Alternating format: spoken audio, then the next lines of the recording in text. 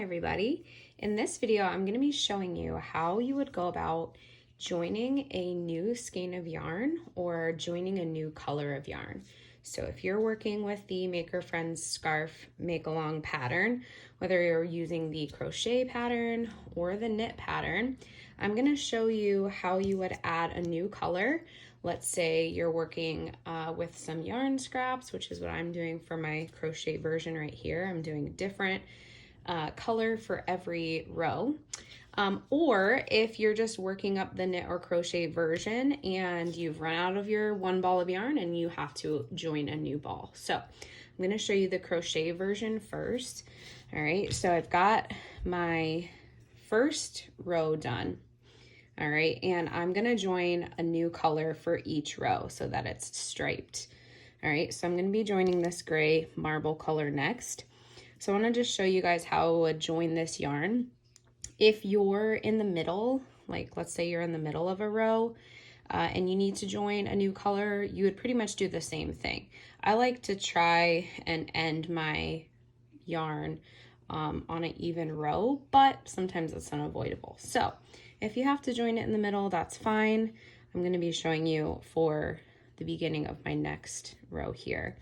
So what I'm going to do first is just leave a little bit of a yarn tail, and then I'm going to pull my new color through the loop that I had on my hook, and this is just the loop from the last stitch that I did to finish this row. All right, so I'm pulling my new color through.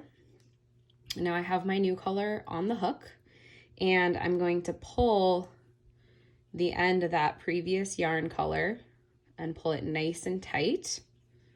And then I'm going to pull on my tail for my new color here and just make sure that everything is cinched up.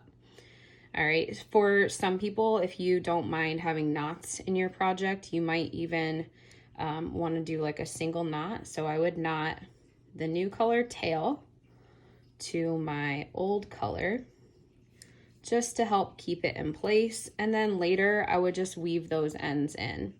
Okay, so now the yarn that I'm working with is right here. It's coming from the ball of yarn for my new color, and I'm ready to go. It's joined. I can weave those ends in and hide them later, and I'm ready to go into my next row. So just to show you a couple of stitches with that new color, I'm going to chain one, turn my work. So if you're following along with the pattern, then I'm just going to do 1 half double crochet in each stitch all the way across. So I'll just do a couple stitches so you can see how it would look with that new color joined.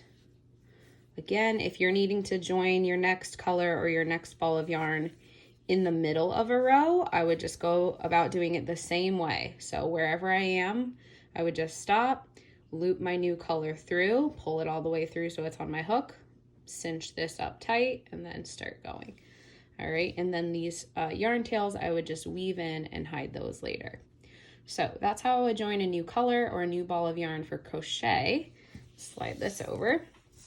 So if we're working with the knit pattern, all right, let's say you're halfway through your scarf and you need to join, you ran out of your yarn, you need to join a new ball. So I'm going to be joining this same succulent color. All right, so here's the end of my new ball of yarn, and here's the yarn I've run out with. All right, so the first thing I'm going to do, and this is just how I would join a new color or a new ball. There's probably other ways of doing this, but this is the way that I like to do it. So I'm going to just knit one stitch. Again, I'm starting from the end of my previous round. So now I'm going into a new round with this new color, getting ready to join this new color. If you're like in the middle and you run out, I try to avoid that, but if you're in the middle and you run out, you can do the same thing. All right, so I'm gonna knit one stitch, and since I'm on the front of the project here, I have a knit 2, purl 1. So I'm gonna knit this first stitch with the yarn that I already have attached. All right, so I've got one stitch on my right needle, and what I'm gonna do is I'm just gonna flip this over so that you guys can get a better view here. So I'm gonna join my new yarn to the old yarn. So this is a little bit different technique. This is just, again, the way I like to do it. It makes sense to me, and it's really easy to make sure it's secure and then weave those ends in later. So all I did was tie a single knot with my new yarn to my old yarn, and now I can kind of slide that single knot up so that it's, you know, nice and tight to the previous stitch. And then what I'm gonna do is I'm gonna take my old yarn tail and the yarn tail from my new yarn and just hold those in the back. And now my new yarn that's coming from the yarn ball is here and ready to be knit with. So I'm gonna continue with my pattern. So I have a knit 1, and then I'm gonna purl 1. So I'll just knit a couple stitches again, just to show you guys. Now, if you were joining a different color, that would work too. If you're working your knit version in stripes that way, you could join a new color every number of rounds. There's lots of possibilities there. So there's a few stitches just so that you guys can see. So now I've joined my new color. I'm working with that. And then the back side, I'm just gonna see the tail from my old yarn. All right, and then you may at some point need to like just kind of tighten that a little bit. And then here's the tail from the newly joined yarn. And then when I'm finished with this project, I'll just cut this tail a little short and weave those ends in and hide them.